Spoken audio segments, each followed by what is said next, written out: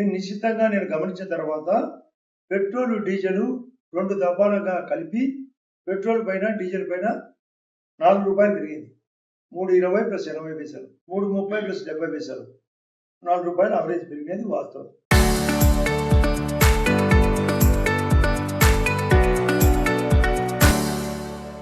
అంటే ₹100 పైన 4 అంటే 4% యాడ్ అయింది.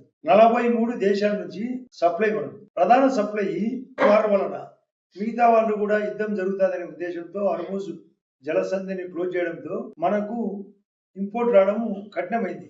ఇంత పరిస్థితిలో కూడా ఒక 2-3 రోజులు సప్లై ఇబ్బంది జరిగింది తప్ప ఇప్పటికి యుద్ధం స్టార్ట్ అయ్యి 83 రోజులు.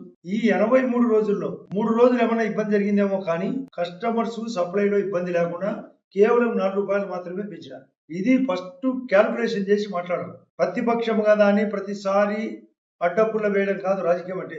ప్రజలు ఇప్పటికీ వాళ్ళకు అవగాహన పెంచుతూ వాళ్ళ అవసరాలు తీరుస్తూ వాళ్ళకు విద్య కానీ వైద్యం కానీ మౌలిక వసతుల్లో భాగంగా కరెంటు కానీ త్రాగునీరు కానీ రోడ్డు కానీ పంటకు రోడ్డు కానీ అగ్రికల్చర్ కానీ వాటికి ఇన్సూరెన్స్ కానీ చేనేత కానీ ఇండస్ట్రీ కానీ టూరిజం కానీ విదేశాలతో సఖ్యత కానీ జీడిపి పెంచడం కానీ ద్రవ్యోల్బణం తగ్గడం కానీ అనారోగ్యాన్ని తగ్గిస్తూ శాంతి భద్రతలు పెంచుతూ ఉద్యోగ ఉపాధి కల్పన చేస్తూ బ్యాంకింగ్ ఇన్సూరెన్స్ చేసిన వాళ్ళే నిజమైన రాజకీయం.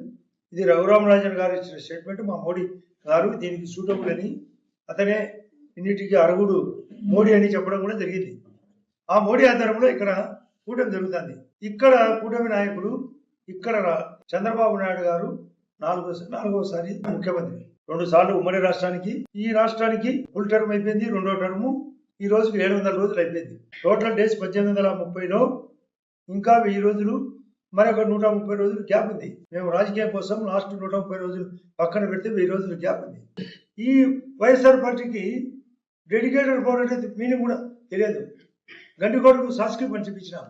సాస్కి అంటే తెలియదు. విస్కీ ఓపెన్గా వాళ్ళే కొందరు ఉద్యోగస్తులు పెట్టి ఆట ఆడినారు. అందరూ ముద్దాయిలు అయిపోతున్నారు. మిథున్ రెడ్డితో సహా అందరూ అరెస్ట్ అయినారు, బయటకు వచ్చినారు.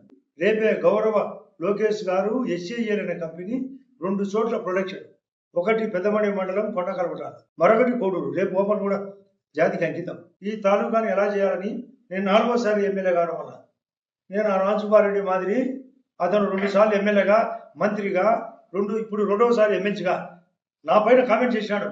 అధికార పార్టీ మారినాడు అని. నేను అధికార పార్టీలో ఉండి అధికార పార్టీని వేధించేది కూడా చెప్పాలా. నేను అధికార పార్టీలోకి మారినది వాస్తవం. నేను ఎమ్మెల్యేగా మొన్న ఈ రాష్ట్రంలో బీజేపీ పార్టీ రాయలసీమలో ఎందుకు గెలిచేది, అందులో కడప పార్లమెంట్లో ఏందని నన్ను ఎగతాళి చేశాను. ఇదే సుధీర్ రెడ్డి నువ్వు పోయి చేయి పోటీ అన్నాను. నేను పోటీ చేసి వైఎస్ఆర్ పార్టీ పైన 18,000 ఓట్లతో గెలిచిన. మా భూపేష్ రెడ్డి టీడీపీ తరఫున వైఎస్ఆర్ అవినాష్ రెడ్డి ఎంపీ పైన ఈ కాన్స్టిట్యూన్సీలో 6,000 ఓట్లతో గెలిచినాడు.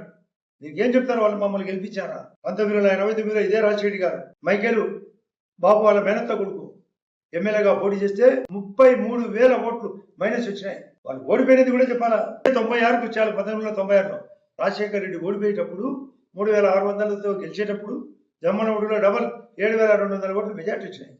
ఓడిపోయిన మేము ఓడిపోయే రాజశేఖర్ రెడ్డిని గెలిపించిన కూడా గుర్తు చేసుకోవాలి. దేవుడి నారాయణ రెడ్డి అధికార పార్టీని కాదని 2011 మీరందరికీ గుర్తుండాలి. 15 సంవత్సరాల కిందటి మాట గెలిపించిన అధికార పార్టీని కాదని. అధికార పార్టీ ఎమ్మెల్యేగా ఉంటూ రాజసుబ్బారెడ్డి అధికార పార్టీకి ఆ రోజు ఓటేపించాడు. వరదరాజరెడ్డి గారికి ప్రతిపక్ష పార్టీలో ఉండి అధికార పార్టీకి ఓటేపించాడు. అయినా వాళ్ళు ఓడిపోయినాడు. అదే 2011లో జగన్ రెడ్డి పార్టీ కొత్తగా పెట్టినప్పుడు నేను కాంగ్రెస్ ఎమ్మెల్యేగా ఉంటూ అతను తిరుగుబాటు వైఎస్ఆర్ కాంగ్రెస్ పార్టీ పోటీ చేసినప్పుడు ఇదే కాన్స్టిట్యూన్సీలో నేను అధికార పార్టీని కాదని పోటీ చేయడం వల్ల ఈ నియోజకవర్గంలో అతనికి వచ్చిన 5,45,000లో 95,000 మెజార్టీ వచ్చింది. అధికార పార్టీని కాదని నేను వైఎస్ఆర్ పార్టీకి సపోర్ట్ చేసిన. అధికార పార్టీని పోవడమే కాదు, అధికార పార్టీకి వ్యతిరేకం కూడా అతనికి జ్ఞాపశక్తి ఉండాలి. మాట్లాడే ముందరగా నిన్న అతను అధికార పార్టీలోకి పోయినాడు. రాజసుబ్బారెడ్డి అత్యంత దరిద్రమైన ఊరు ఈ నియోజకవర్గంలో 199 పల్లెల్లో 2 ఊర్లే దరిద్రం. హైయెస్ట్ దరిద్రం గుల్లకుంట పెద్దవాడేపడు. 2వ ఊరు నిలిచి ఆ సుధీర్ రెడ్డి వీళ్ళ మాకు పాఠాలు లేకపోయింది. ఆయన తరఫున వాళ్ళ పెదనాయన మంత్రిగా కూడా ఉన్నాడు నిలిచికి. వాళ్ళ చిన్నాయన ఇక్కడ గుల్లకుంటలో మంత్రిగా పనిచేసినాడు. తను పనిచేసినాడు. అతను అధికార పార్టీ, ఇతను అధికార పార్టీ. ఏం చేశాడు ఆ పల్లెలకు? ఏం అభివృద్ధి? మీ ఇష్టం వచ్చిన కాసేపు డిబేట్ పెట్టండి, welcome any time any place. రాబోయే 1000 రోజుల్లో పూర్తి నిర్మాణం జరగబోతుంది అమరావతి, ప్రపంచంలోనే గొప్పగా. అది అతనికి ఇష్టం లేదు. ఆ రోజు అమరావతి ఒప్పుకుంటాడు, ఆ రోజు 3 రాజధానులు అంటాడు. తన అధికారం వస్తానే ఈ బుద్ధు ఈ 2 చెప్పలేక మావిగాని అంటాడు. అంటే రోజు ఒక మాట. వివేకానంద రెడ్డి ఎట్లా చెప్పినాడు? గుండెపోటు అన్నాడు. చంద్రబాబు నాయుడు ఆధ్వర్యంలో మా పైన రుద్దినాడు. ఆ తర్వాత సిబిఐ ఎంక్వైరీ చేస్తే వాళ్ళే 8 అక్యూజ్డ్ 8 అవినాష్ రెడ్డి వాడు ఎంపీ వాళ్ళ ప్రభుత్వంలో అయిన తర్వాత సునీతం అంటాడు. గుండెపోటు అంటాడు. చంద్రబాబు నాయుడు ఆధ్వర్యంలో ఏమంటాడు, మళ్ళీ ఇప్పుడు అంటాడు. అట్లే అమరావతి ఎస్ అంటాడు, మళ్ళీ 3 అంటాడు, మళ్ళీ ఇప్పుడు మాగిగాని అంటాడు. ఏ మాట మీద ఉన్నాడు? రాజోలు నిర్మాణం జరగాల. ఇది ఆల్రెడీ ఫిబ్రవరి 14వ తేదీ నాడు నేను రుద్రూరు ఎమ్మెల్యే గారు, మైదుకూరు ఎమ్మెల్యే అడిగిన మా 3 నియోజకవర్గం ప్లస్ ఆలగడ్డ నియోజకవర్గానికి కూడా అవసరం. 10,000 ఎకరాలు మునుగుతుంది, 10 గ్రామాలు మునుగుతున్నాయి. సోమశీల వాటర్ కోసం కూడా మీరు తీసుకొని పోతున్నారు సార్, మీరు సమీక్ష తెలిపినారు. 4 ఈ సమీక్షలో ఈ 4 పరిష్కారంగా ఉంటే నా పరిస్థితి ఏంది అని అసెంబ్లీలో మాట్లాడినా. అడుగు ముందుకు పడడం లేదు అధ్యక్ష అని అంశం, అడుగు ముందుకు పోలేదని అసెంబ్లీలో అడిగినా. గౌరవ ముఖ్యమంత్రి గారు ఇక్కడికి వచ్చినప్పుడు అడిగినా. మొన్న కూడా భారతీయ జనతా పార్టీ ఆవిష్కరణ దినోత్సవం రోజు కూడా అడిగినా. నాకు రాజకీయాల కంటే అభివృద్ధి ప్రధానం, ఎందుకు ఇదని రాజీనామా అని చెప్పిన. రేపు కూడా మళ్ళీ అడుగుతా, మీరందరూ రండి. లోకేష్ సమక్షంలో గంటికోట డబ్బులు ఇచ్చి తీరాల్సిందే, రాజోలు కట్టి తీరాల్సిందే, ఎస్ఆర్బిసి ఎక్స్టెన్షన్ ఇవ్వాల్సిందే, ఆర్టీబీ ఉద్యోగస్తుల సమస్యలు తీర్చాల్సిందే. రాబోయే రోజుల్లో అన్ని క్లియర్ చేసుకుంటూ రాబోయే 1130లో మొదటి 1000 రోజుల్లో చేయాల్సిన అవసరం ఉంది. ఇవన్నీ జరిగేది హైయెస్ట్ పొజిషన్ ఉంటే అతనికి మెచ్యూరిటీ లేక అసూయతో అక్కసతో నేను మళ్ళీ రాబోతున్నా. ఎవరిని నాశనం చేసేదానికి?